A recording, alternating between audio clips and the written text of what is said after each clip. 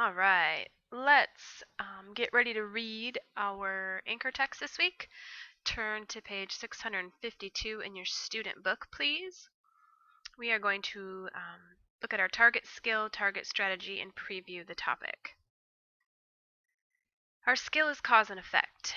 As you read, I could do that. Note how some events lead to or cause other events. These events are called effects. Sometimes several causes have one effect. At other times, one cause may have several effects or start a whole series of events.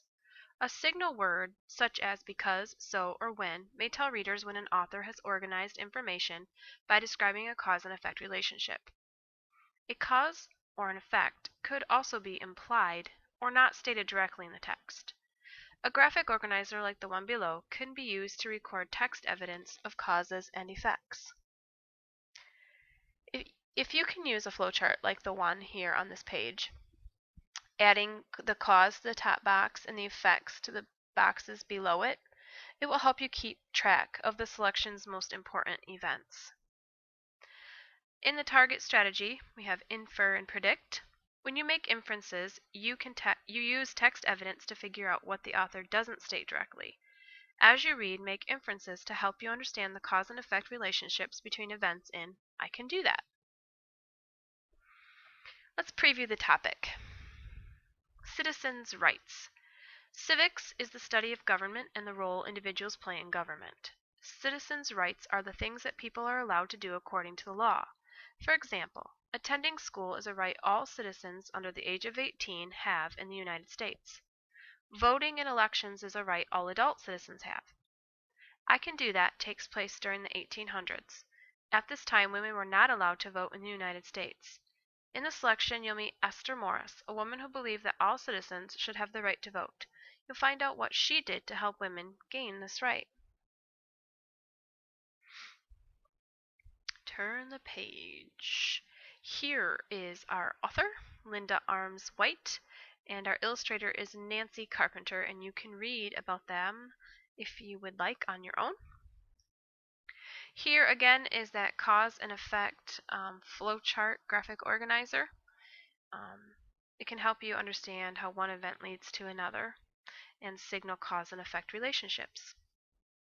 This is a biography. It tells about a person's life. It's written by somebody else, not by that person. You will find information about why the person is important, opinions and personal judgments based on facts, and events that are told in time order. I Could Do That. Esther Morris gets women the vote. Our essential question is, what causes change in a community? Well, in order to figure out what causes change in a community, we need to take a quick preview of this selection, and make a prediction. What do you think this story is about? As you do that, we also need to set a purpose for reading based on what you see and learn while you preview the selection and what you know about biographies. So pause the video now, preview the story, look at the pictures and the captions or headings, make a prediction about what you think this is going to be about, and set your purpose for reading. And come back to the video when you're done. If I were going to set a purpose for reading, I know that biographies provides factual information about a person's life. And in this case, the person is Esther Morris. She's a pioneer in women's civil rights. One purpose I could have for reading could be to find out more information about how women gained rights in the United States.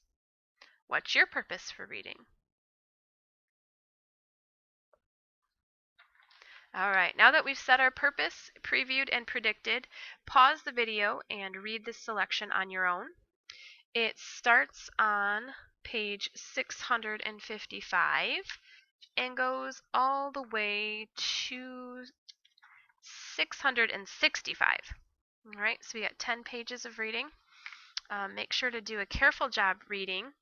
When you are done, come back to the video and we're going to think through the text. I have some questions for you. Now that you've read I Could Do That, we're going to think through the text. I'm going to ask you several questions, and I urge you to please take a moment and pause the video after each question and either talk to your learning adult about it or see if you can come up with the answer on your own. But remember, it's very important for us to share our ideas and our thoughts about what we read. Why do you think the author begins the selection with the story of making tea?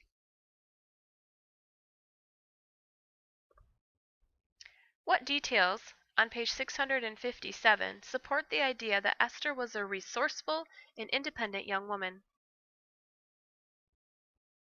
What is millinery? What context clues help you figure this out?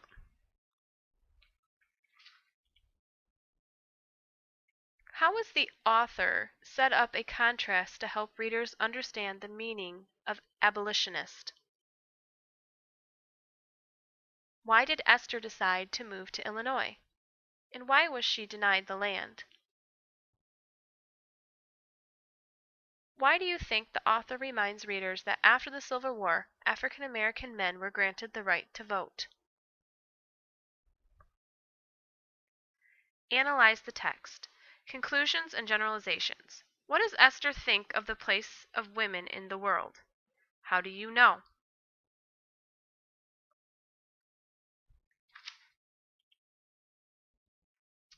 What responsibilities did Esther take on in South Pass City? What do you think finally motivated Esther to help women get the vote after reading the proclamation?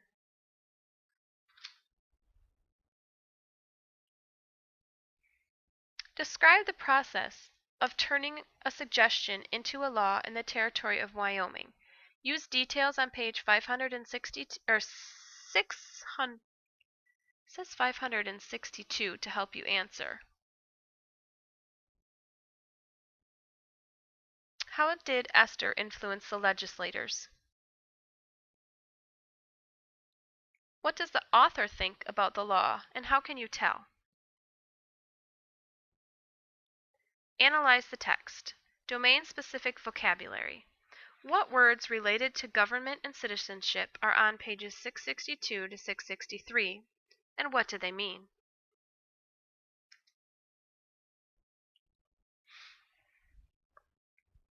Why do you think Esther's sons supported their mother's ideas about the equality of women? What text evidence supports your opinion? What evidence does the author provide to show Esther's importance in history? What evidence does the author use to support the idea that Esther was still as confident and independent as ever when she became a judge and when she voted? Analyze the text. Cause and effect. What events led to Esther Morris becoming the first woman in the country to hold public office? What details from the text tell you this?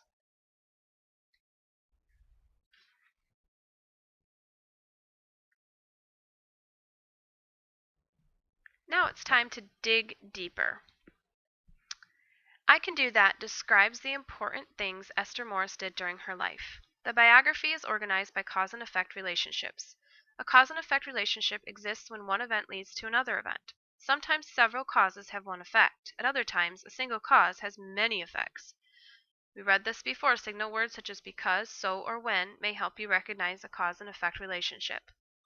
A cause or an effect can also be implied or not stated directly in the text. Alright, so on page 659 of I Could Do That, the author describes several cause and effect relationships. Here's an example. Esther's husband, Artemis, dies in an accident. What are the effects of this event? Alright, so you have the cause is Esther's husband dies in an accident, and what are the effects that that has in the text?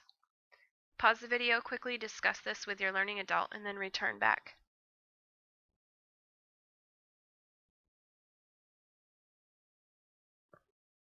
All right, generalizations and conclusions. When Esther was 6 and wanted to make tea, Mama said the older girls do that. Mama's statement was a generalization, a conclusion that is often true but not always. During the 1800s, many people made many unfair generalizations about what women could and couldn't do. Esther had a different view. You can evaluate a generalization by asking yourself if the statement's always true sometimes true, or never true. And then here's another thing that we talked about in our story was domain-specific vocabulary. It's necessary to learn and to use terms such as these when we're discussing a topic of law, lawmaking, and civil rights. It focuses on the rights of women during the 1800s and one woman's efforts to change things. The author uses many words that are important in the domain of civics. These words include citizenship and proclamation. When you come to a domain-specific word that you do not know, look for context clues in the text, or look it up in a print or an online dictionary. It's a very good suggestion if you come across a word you don't know. There were a lot of big words that had to do with government in our story. If there's any of them that you are not sure of, you can always go back to the context vocab video. We did our context cards, or you could take their suggestion and look it up in a dictionary.